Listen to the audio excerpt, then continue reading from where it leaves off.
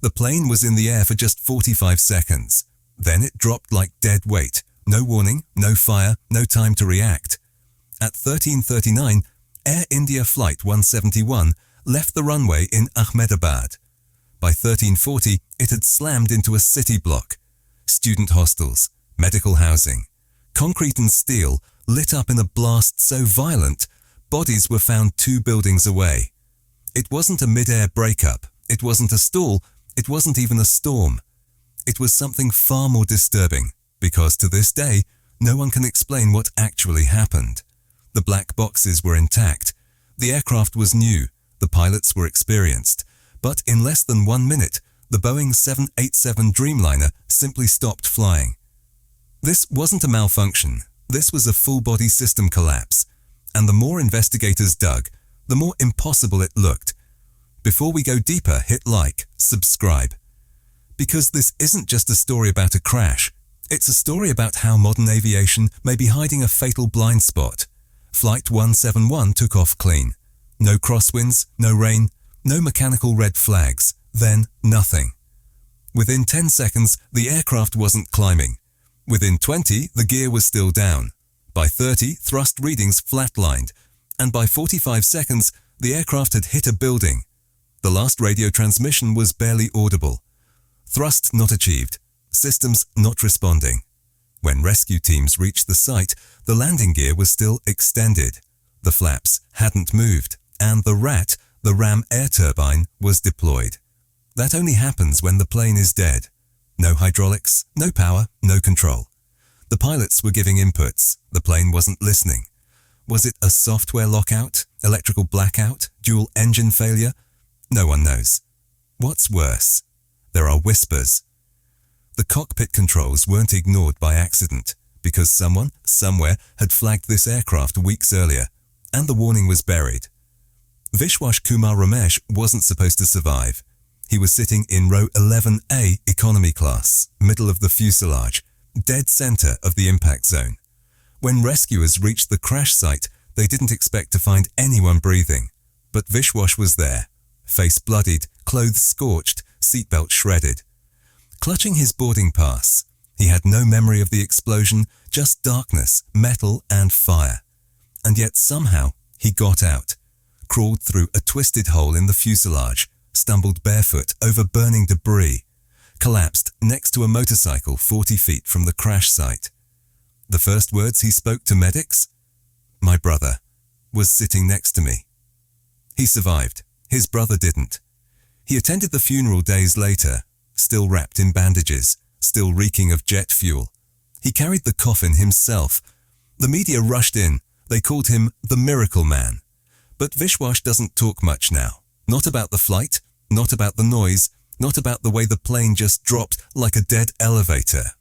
He said one thing in a BBC interview before disappearing from public view. It felt like the plane was fighting itself. Both black boxes were recovered less than 48 hours after the crash. They were found intact, shielded under twisted wreckage near the rear cabin. Inside them, cockpit audio, system logs, flight data. Investigators expected answers. What they got raised more questions than anyone was ready for. The flight data recorder, FDR, confirmed that Flight 171's engines activated normally during the takeoff roll. Initial thrust looked healthy. Rotation speed was reached on time. The aircraft lifted off the runway at 13:39:12. By 13:39:20, the plane was airborne but climbing sluggishly. At 13:39:29, the pilot inputs became aggressive. Manual throttle increased. Rudder and elevator corrections spiked. Flap lever position changed.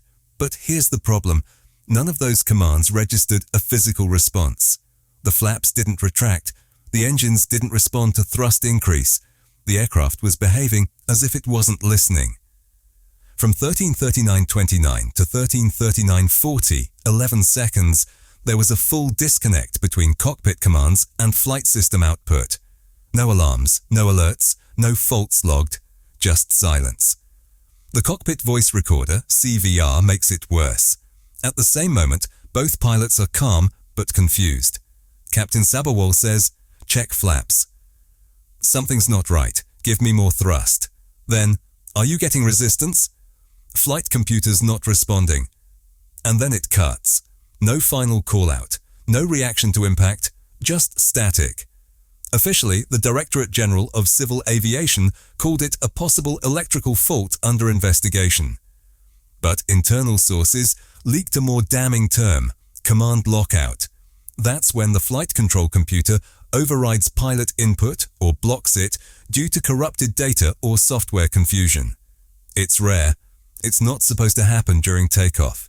And on a Boeing 787, it's considered almost impossible. Except it may have just happened. What would cause that?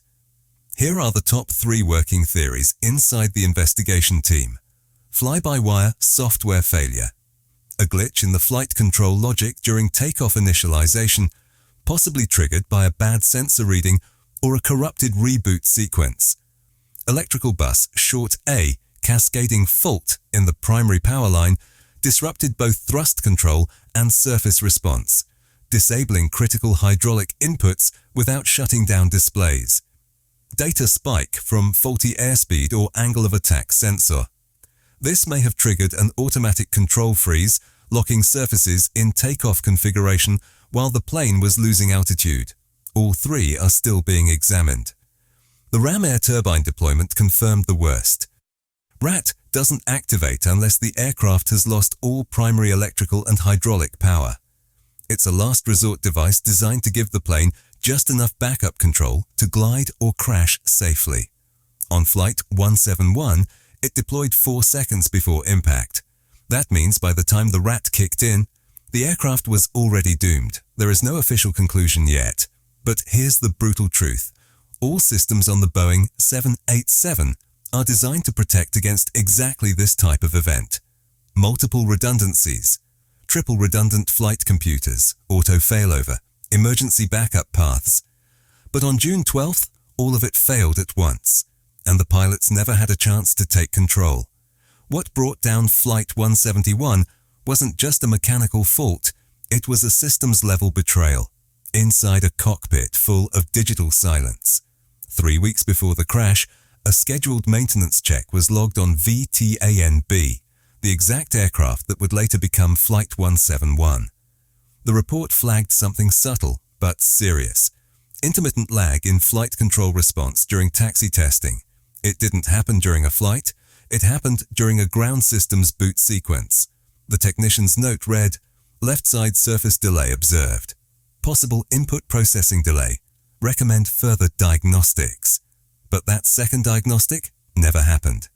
The ticket was closed, status marked, resolved, no repeat, no deep systems check, no software patch, no component swap, just cleared for service. Sources inside Air India's maintenance team later admitted there was pressure to keep turnaround times low. VTANB had multiple long-haul routes booked, including London, Toronto and Frankfurt. A day on the ground would have caused cancellations. An anonymous engineer submitted a written statement. That plane shouldn't have been flying. He claimed the issue had occurred on at least one other 787 in the same fleet. And that internal documents showed rising complaints of lag during flap deployment tests, but no follow-through investigations. No one in senior management responded to the leak. And then, on June 12th, the exact problem that was flagged, flight surface input delay, may have happened at 1,500 feet in the air, with no margin left to fix it. Captain Sumit Sabharwal was a veteran. Over 8,000 hours of flight time. Hundreds of Dreamliner takeoffs logged, but what most people didn't know, he wasn't supposed to be flying that route. According to leaked scheduling documents, Sabharwal had already logged 9 duty days in a 10-day window, including 2 back-to-back long-haul returns just days before Flight 171. That violates both Air India's internal limits and DGCA fatigue policy, which requires minimum 36 hours of rest after ultra-long hauls. So why was he on that flight? A crew manager who spoke anonymously to the Indian Express said this: "We were short-staffed. It was peak routing week. He didn't argue. He flew." But it wasn't just the captain.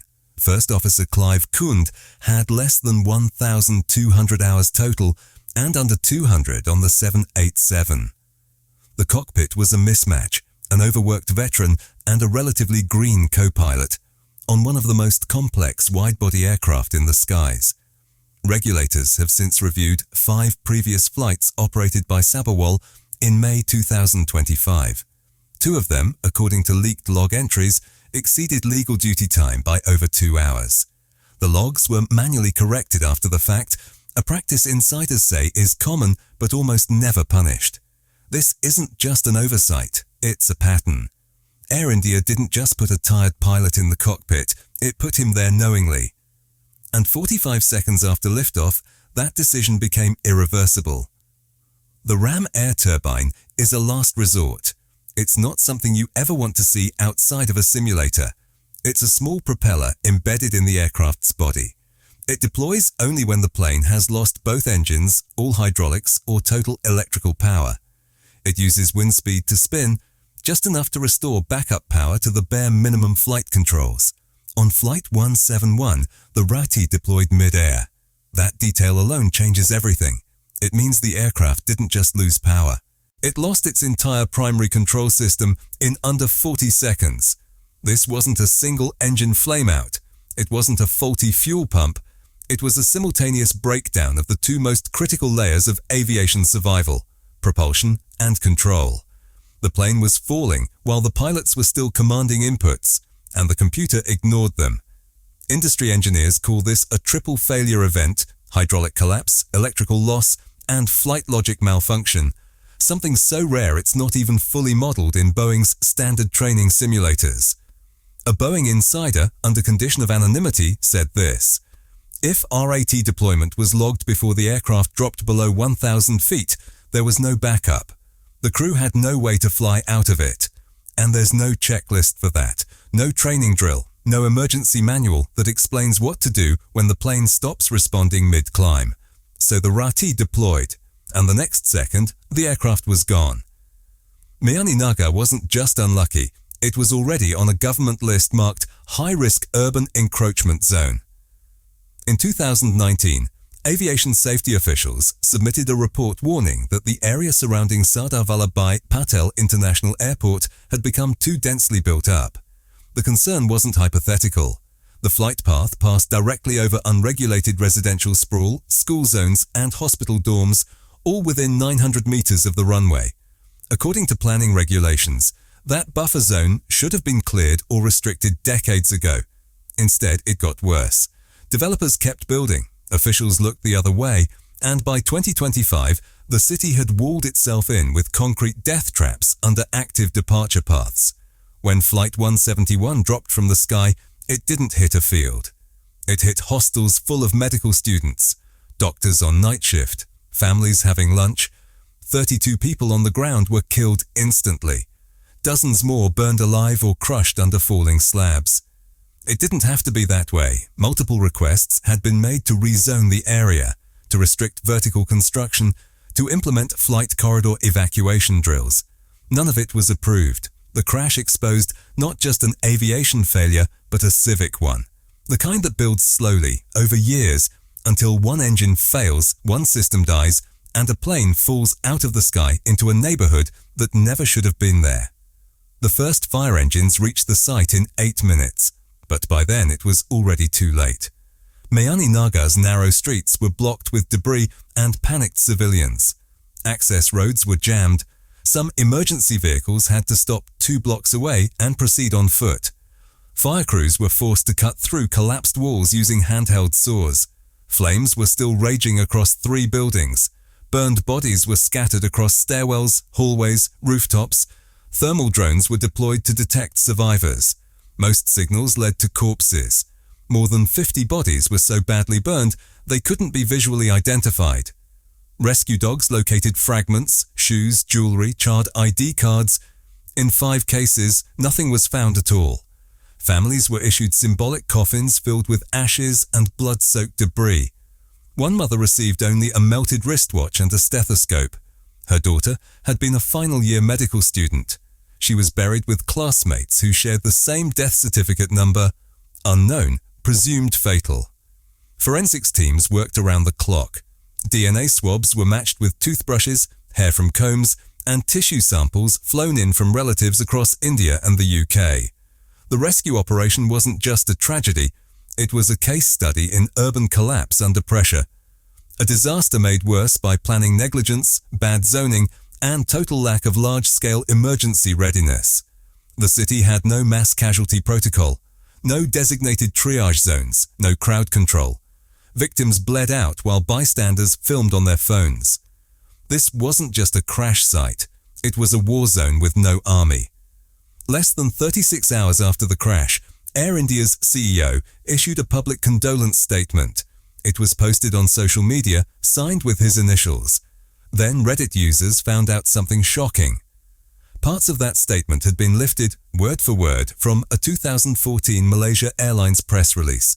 Phrases like, "We are heartbroken" and "We grieve with the families" were copy-pasted, slightly reworded. The backlash was instant. Families of victims called it robotic, disrespectful, and disconnected. But it didn't stop there. An internal leak revealed that Air India had quietly grounded 15% of its wide-body fleet just days after the crash. No announcement, no press release, just sudden cancellations, rerouted passengers, and vague operational reasons posted on booking sites. At the same time, bookings dropped 20% across international sectors. Group tour operators began pulling multi-leg reservations involving Dreamliners. Corporate clients demanded safety guarantees or offered employees alternate airline options. Tata Group, which had taken control of Air India just 3 years earlier in a massive restructuring deal, went into damage control mode. They launched a task force, announced a safety review, held a closed-door executive meeting flagged as reputational risk containment. But employees inside the airline told a different story. One internal memo stated, "We've been warning about crew fatigue, turnaround pressure, and undertrained ground staff for months. This isn't new, it's just finally exploded." Another manager wrote, "We kept expanding routes faster than we could train replacements."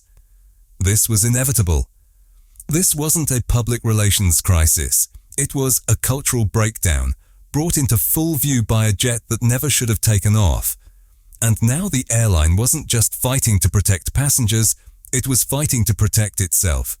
The wreckage hadn't even cooled, and foreign governments were already asking questions. 37 of the victims held British passports. Others came from Canada, the UAE, and Australia. Within a week, the UK Civil Aviation Authority formally requested to review the investigation's findings. They were denied full access. India's Aircraft Accident Investigation Bureau stated that international observers are welcome, but the final analysis would remain internal. That didn't sit well with regulators abroad. The European Union Aviation Safety Agency, EASA, opened its own parallel audit into Air India's compliance history. Their focus, whether the airline violated mandatory crew rest policies on flights entering EU airspace. If proven, Air India could face sanctions, or worse, be blacklisted from certain routes. At the same time, insurance markets began recalibrating. One underwriter called Flight 171 the costliest Indian aviation loss in over a decade, with estimates nearing $475 million USD once liability, reinsurance, and legal payouts are settled. Airlines across Asia quietly began re-inspecting their own Boeing 787's, especially those using similar avionics software versions. Some carriers delayed scheduled routes for technical checks. Others launched internal fatigue audits for long-haul crews, suddenly alarmed that Flight 171's conditions weren't unique. A push began in international circles to stream black box data live during flight so it wouldn't take a crash and a recovery crew to know what happened on board. Flight safety forums lit up. Veteran pilots shared stories of ignored complaints, tech anomalies, near misses, all buried under NDAs and corporate silence. Flight 171 had become a case study in systemic blind spots, where everything is working until all of it fails at once. In the months that followed, something shifted, not in the boardrooms, not in the press conferences, but in the people left behind. Families of the victims formed the 171 Coalition, a cross-border alliance demanding more than compensation. They wanted truth. They called for public hearings, crew protection reforms, and an independent ombudsman for flight safety violations. Their most symbolic demand: retire the flight number AI-171 permanently. Air India approved it within a week. It now exists only in crash reports, obituaries, and grave markers. Construction began on a memorial near the crash site. It's not grand, it's not flashy. It's a circular wall, etched with 273 names. In the center, an eternal flame, solar-powered, unbroken since ignition. Families donated personal items to be sealed inside. A ballet slipper, a passport stamped for London, a child's toy, a watch cracked and stopped at exactly 13:40. This isn't just a symbol, it's a record, because what Flight 171 exposed isn't over. Every broken checklist, ignored report, and overwritten warning is still sitting somewhere, waiting for another 45-second collapse. Air India says it's learning. Boeing says the aircraft is safe.